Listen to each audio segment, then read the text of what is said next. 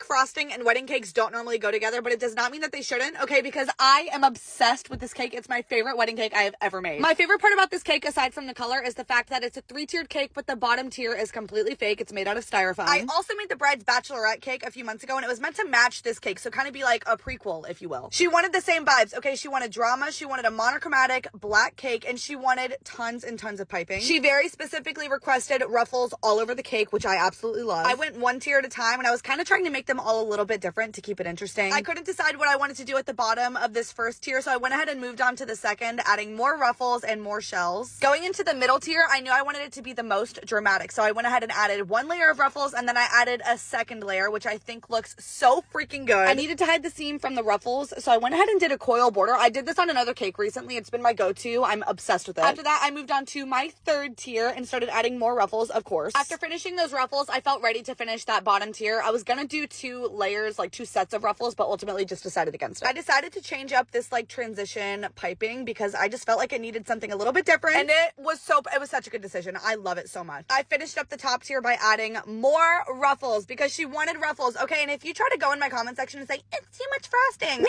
shut up. Nobody wants to hear it. This is not your wedding cake. Nobody asked you to marry them, okay? This is hers and it's what she wanted. Just say you don't like fun and move on, all right? Speaking of what she wanted, look at this text she sent me after her bachelorette cake. Like, I'm just feeling so confident about this cake at this point. I went into each meeting point of all of the frosting and added little rosettes to hide any seams. I added some finishing details to the sides. I added some more piping on top just for a more finished look. And then very last minute, she decided she did want some cherries, so it's not fully monochromatic anymore, but it's fine. We don't care. We love cherries. I trimmed these stems to make them perfectly even because every single detail counts. And I literally could not be happier with how it turned out. I am so obsessed with this cake. You guys, you have no idea. I have so many fun wedding cakes coming up. I cannot wait to show you guys. I hope you have the best day ever. Okay, love you. Bye.